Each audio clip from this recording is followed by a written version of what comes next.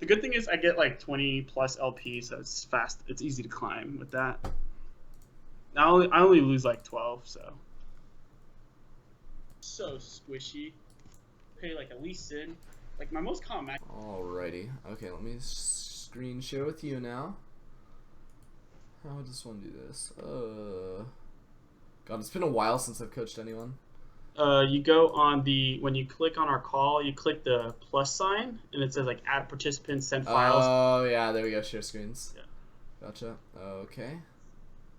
Star 2. Alright, can you see it? It's loading. There we go. Alright, I think Feast is kind of a mistake too. I think you can get away with the not dangerous game, dual blade or something. Yeah. The one where you do more damage. Yeah, and then also I think you go natural talent because their base AD scaling is so high. Okay. And then almost every jungler, you go runic affinity, rather than veteran scars. I kind of want to do the math on that because her shield scales off of max health. So I'm actually gonna do the math on that in after we go over this game to see which one's actually more effective, for like early game farming in the jungle, because that's really what you want it for. And you can see all this, right? Yeah. All right, I'm making sure I'm recording. I am good. And I'm gonna upload this to YouTube and everything because I have a channel with a lot of coaching on it. Oh, sweet. You can. I'll what you would call it. I'll subscribe after this. Just send me the link later. Yeah, for sure. Yeah, your clear was a little rough. You got taken down pretty low, and you can kind of see how I was dealing with FPS drops the whole time. It's not a big deal. What is that related to that my clear there? I took like a lot. Is it because I wasn't kiting the monsters properly? Let me go back and check. First of all, it just sucks like the Gangplank thing. You're not gonna get a great leash from him. But that camp is fine. You can't really kite Gromp, so like you shouldn't walk in between. Because it's ranged, so like unless you walk back super far, it's not gonna actually slow down its attacks at all.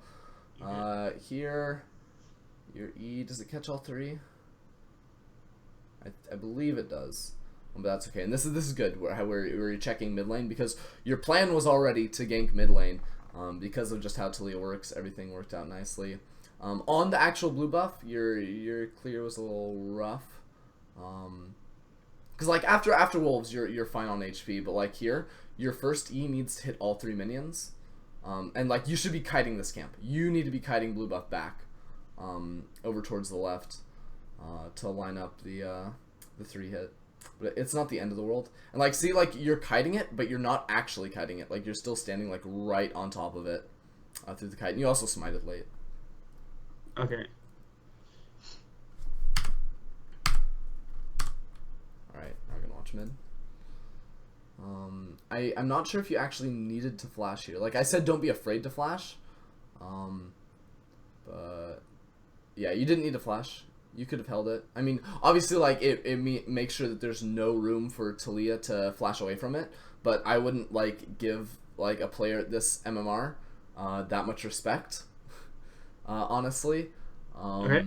I also think that probably Chilling Smite with plus boots would have been a better buy here because you're just looking to camp the shit out of mid lane. I told you to go double longsword, and that's just a little more aggressive, but you're not really looking to dual Rek'Sai in the early game anyways, which is where that would come in handy. Okay. Gangplank dies, which is rough, but you know it's Gangplank. You expect him to die, and he doesn't lose out on too much.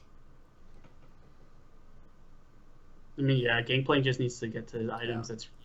That's why he's so strong. Yep.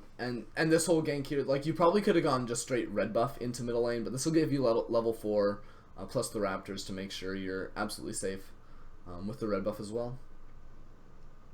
I didn't realize I just noticed Quinn actually wore it pink our entrance there, which I thought was weird. Like, because I felt like she should have saved. That's a bad pink. She should put it like in front of your red buff. Yeah. Because that'll help spot out any sort of like Talia roam down in the bottom lane. Yeah, like that's what like the way I view it. If both towers are still up on both sides, you want to reward river Yeah. typically, and if like you're pushing up, you want to ward their jungle. If they're Yeah. pushing you in, you want to ward your own jungle. Yeah, pretty much. And like the worst part is like she even has an advantage in the middle lane. Yeah. And like this is where I'm so surprised Talia did not ward. And here you go on it too soon. Because you know that Talia's gonna clear out those 3 minions in a heartbeat and sort of reset the wave. All you have to do is wait for Quinn to land her E, which locks up Talia so she can't flash away from your vault breaker. Okay. And then this scuttle take is okay, but you're not really protecting anyone with it because your bot lane just recalled. And I probably wouldn't like recommend this invade because you're not you gain a little bit, like you know the wolves are down, but now Rek'Sai shows up, and you end up getting the kill just because he is doing the same thing you did, but it could have very easily been the other way around. You know what I mean? Because like you're not going to go and encounter jungle the wolves away from him, so the ward doesn't really make a whole lot of sense because your bot lane just recalled, you can get collapsed on, and you will not have any support coming for you. And here, you know, obviously we just saw Rek'Sai there. I actually thought these were going to be down, and you didn't check his CS, which would have helped us to determine if they were up or down, but you smited this way too soon. You always, like, especially if you're in the enemy jungle, you use your smite to last hit. And yeah, you took way too long to re-engage onto this, and I don't think you landed your Q. No, I didn't. I wasn't in range. Yeah, No. because you hooked all the way down into the red buff, which didn't make a lot of sense. I wasn't paying attention to Quinn. To be fair, I was like gonna walk. I was just gonna go through the red buff and then Q to the back of it to get out. And then I saw Quinn like collapse on her, and then it was kind of like.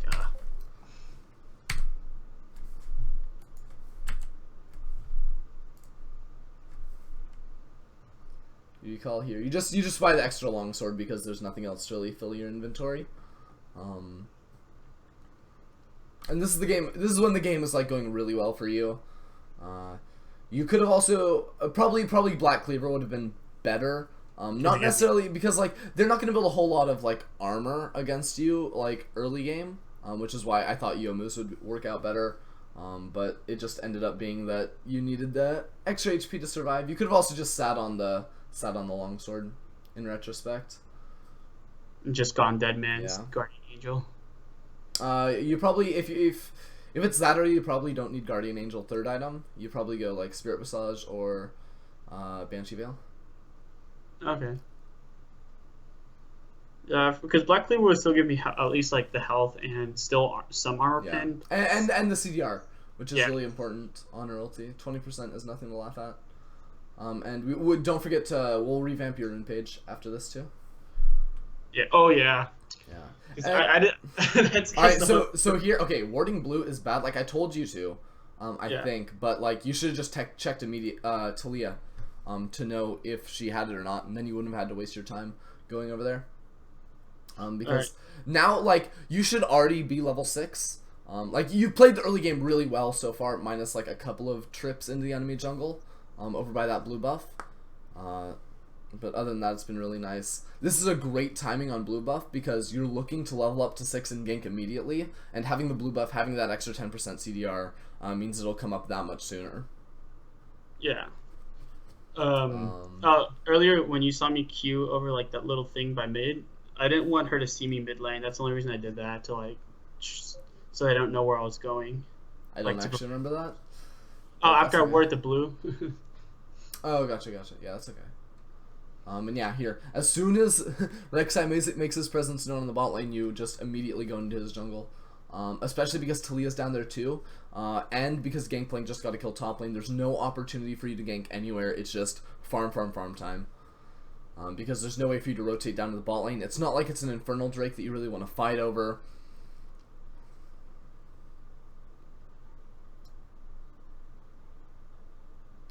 And here I say go farm mid lane. Which is good. Definitely makes sense because you just basically right now it looks like it has the potential to freeze for red team, and you just want to stop that from being a possibility. Plus, who doesn't like free minions when no one shows up? One thing through watching LS, I got like, see in the past I would tax the living crap out of my laners in solo queue because you always have that mentality, oh, it's solo queue, I want to carry. But then like the way LS would explain that, like if you do that, you never give your chance to the enemy team to be as fed as you, because like if you're the only fed one, it's still gonna be hard to carry because there's no one to back up your damage. See, it's funny. I agree with him to an extent. Like, I'm one of those guys that'll just tax living hell out of him. But he just kind of adopted that mindset. He wasn't like that always, which is kind of funny to see him change. Because he used to say, "Oh yeah, just take it." Yeah, like, and I've developed so many like different philosophies. Like, Yeah. I've adapted my like jungling style a lot, in the sense of like, do I Yeah. tax a lot? Do I become more of a support to the team as opposed to carry? You know, trying to find my better role. Yeah. Okay, so here you should just immediately stop moving. Because then, and like showing there makes no sense, because now all of a sudden you forfeit, you should have been forfeiting red buff. It's just the pressure of Jin Karma, how far ahead they are, that they can't do that. This pink, you need to angle it up more, because see the dark vision? Yeah. Like, here, I got my epic pen. I can be LS too. Like Look at all you. this. If you get the word up there, then you have vision over all of that. All right. I know, it's too good. You've become the new Last Shadow. Right?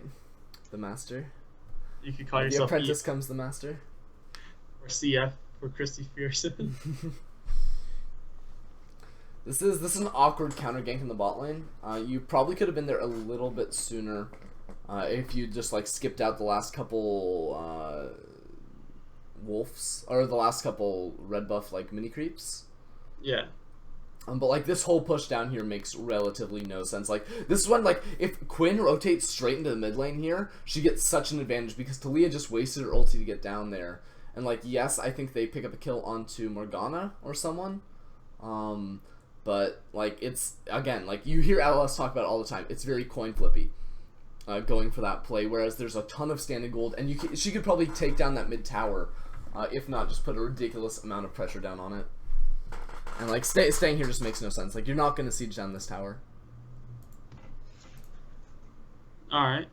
Then we take dragon. They traded top. Where do things start going wrong? Oh, this is where you stayed, like, top lane. That was kind of questionable, because like there's no real reason to go up there. And, oh wait, was that where you? That was That's where where like Gangplank like barely got her, right? Yeah. No. Yeah. No. That was. Yeah. That's when I ganked. Then she blue trinketed. I killed it, backed off, and then she pushed up again, and then we killed her. Uh-huh. And that's because I missed my Q, because I fucked up my flash Q, so I didn't get my Q damage, and we had the tower dive, and he barely got her. Gotcha. Yeah, you probably shouldn't have stayed for that. It's so hard to kill the Fiora, especially like Gangplank didn't have the cannon barrage, I don't think. But No, because I think he just used the he bot used a lane. bot lane, yeah, and it's just super hard to lock her down without that because of her riposte. And you also, like, against playing against Rek'Sai, like you'll see Rek'Sai just use their ult like very free willed, but at a higher MMR they're gonna save their ulti to counter gank you. So you always have to be careful of whenever you like approach the enemy tower of Rek'Sai. This is just a nice catch here onto Talia. But here, okay, here's the thing.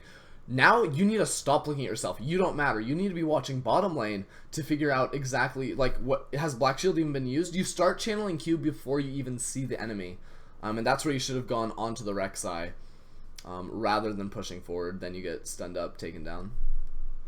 All right.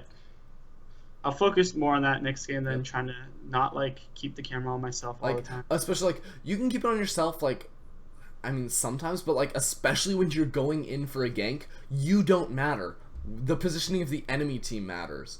So that just kind of like gets my goat when I see people do that. Okay.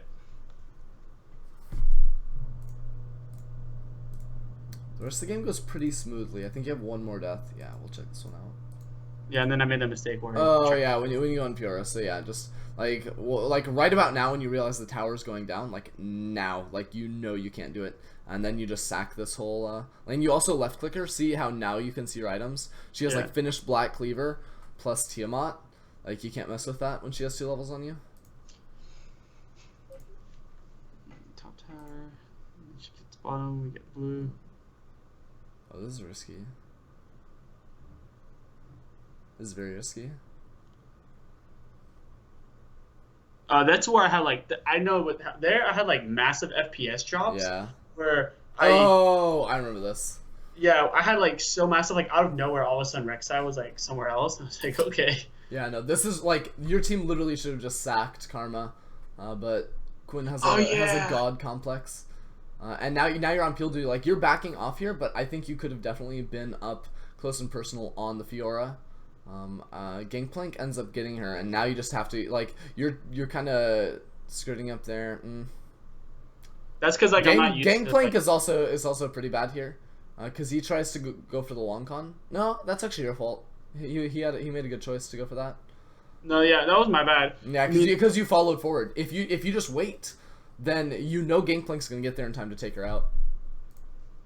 My big issue there too when Jin died and then I ulted the Talia was like since I'm not used to playing with the unlock screen, so when I was trying to move my screen to look at where Talia was, I dragged the screen like super far, and then like I'm not used to clicking spacebar when something like that happens, so. That's like something I have to work on playing like normals or something. Definitely. Or just on like on a low elo account. That works too. Yeah, I usually get my Smurfs to like gold and then sell them. Yeah. Alright. Alright. That's what I've been doing. I'll go buy a level 30 account for like $20, get it to gold, and then sell it for like 50 and make like a $30 profit. Alright, so this is where you guys could have baroned, I think. Because again, like Rek'Sai has no tunnels anywhere. Yeah. And like you're not going to be able to siege down a tower in this amount of time, because like the minions just aren't there yet, and like yeah, the minions aren't there yet. So I definitely think you could have gone for that, because Fiora is the latest one to spawn, so she can't teleport in. Even if Rek'Sai comes in with a Void Rush, like you guys have the tools to just blow him up and kind of peel off the Baron. But again, at this bracket of play, like. You can't really rely on your team to be able to peel off Baron in time, so it is what it is. I've had that happen. Also, Ocean Drake only stops when you're in combat with enemy champions, so you heal when you are getting hit by Baron. Fun fact. You do heal? Yeah, it only resets the cooldown on Ocean Drake when you get hit by an enemy champion. Okay. It's different from OBU. You can hit enemy champions and still get the heal. It's only when you take damage from them that it stops it. That's pretty retarded. Actually, that's pretty broken. Yeah, there's no reason face check here. Yeah.